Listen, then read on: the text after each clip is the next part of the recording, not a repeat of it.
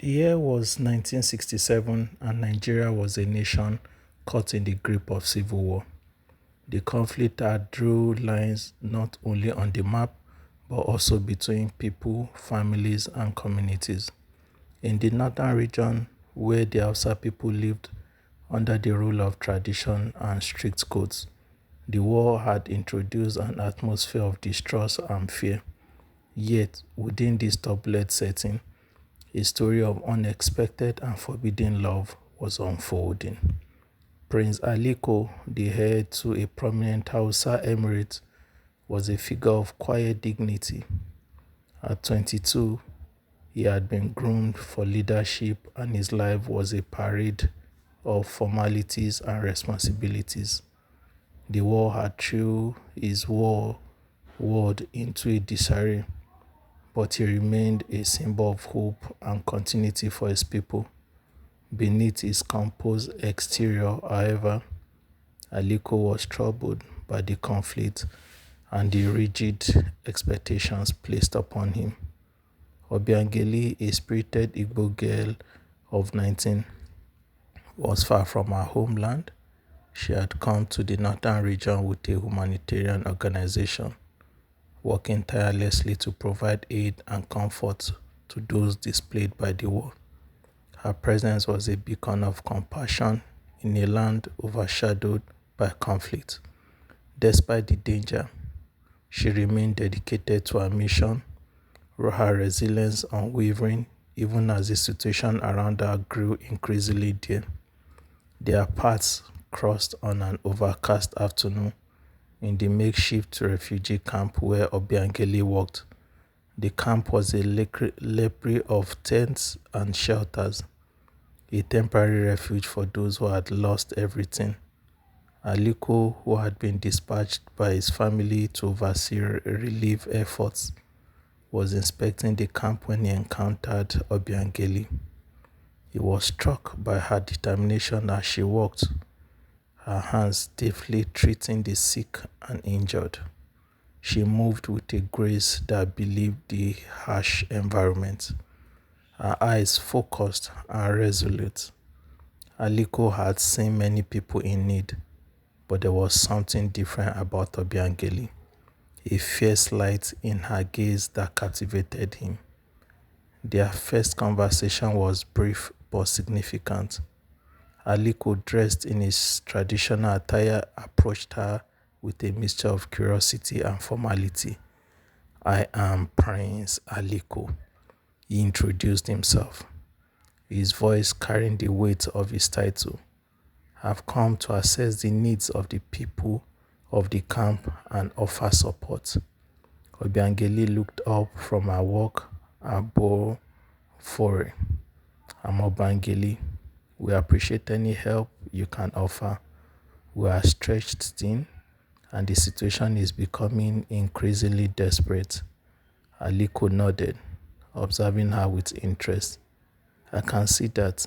I will do what I can to ensure that more supplies and aids are sent. But tell me, why are you here? This is a dangerous place for someone like you." Obiangeli met his gaze with a defiant smile. "Danger is a part of life right now. We all have our roles to play. I'm here because I believe in helping those in need, no matter the risks." Aliko was intrigued by her unwavering spirit. He continued to visit the camp, each time finding reasons to stay a little longer.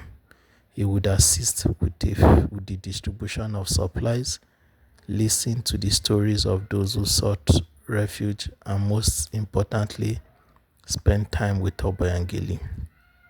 Their conversation grew more frequent, and what began as a professional relationship turned into a personal one.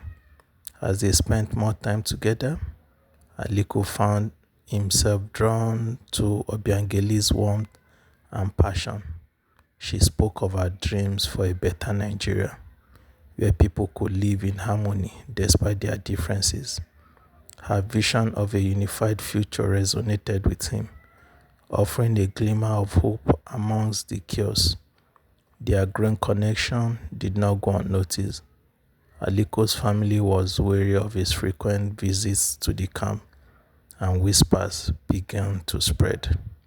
The Hausa tradition held firm in its disapproval of relationships with those from other ethnic groups, especially in time of conflict. The tension within Aliko's family was palpable, and his father, the emir, had made it clear that any association with the Igbo was unaccepted. Meanwhile, Obiangeli family, deeply affected by the war, had their own reservations.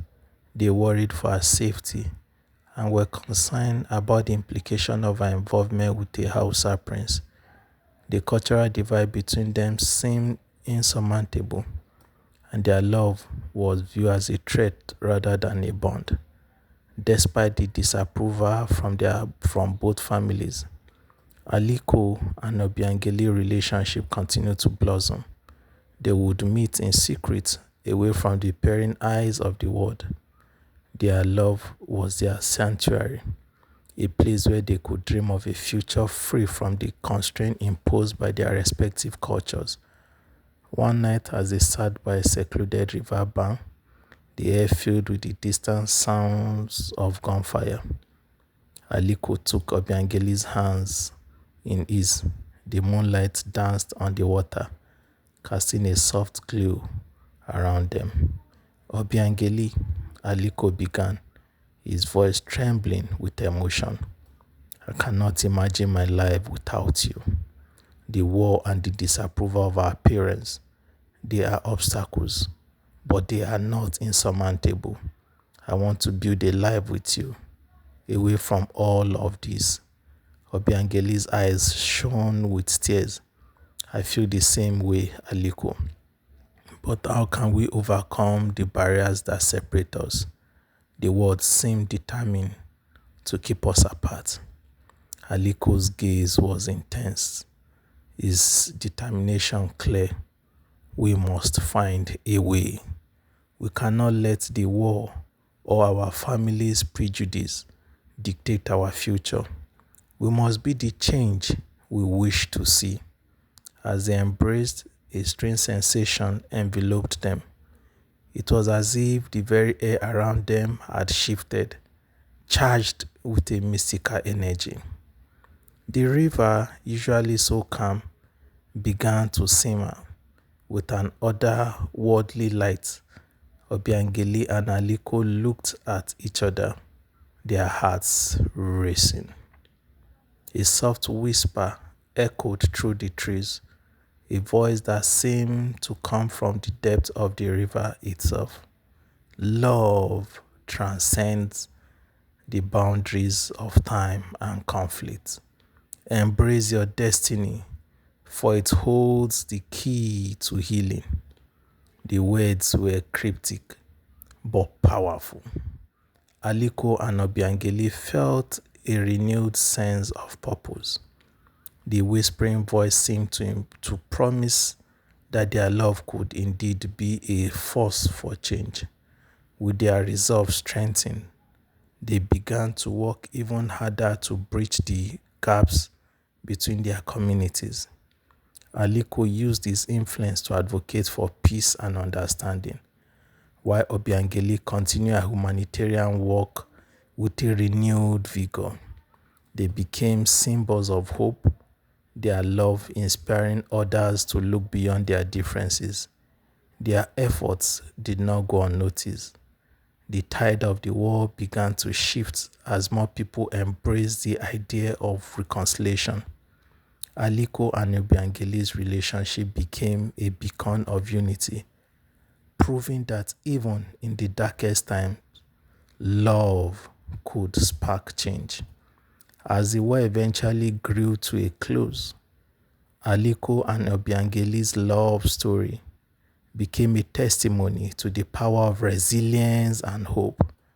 Their journey was not without its challenges, but they faced them together, driven by a vision of a better future. In the years that followed, their love flourished, and they built a life together that transcended the boundaries of their past. Their story became a legend, a reminder that love, when nurtured and cherished, could overcome even the most formidable obstacles.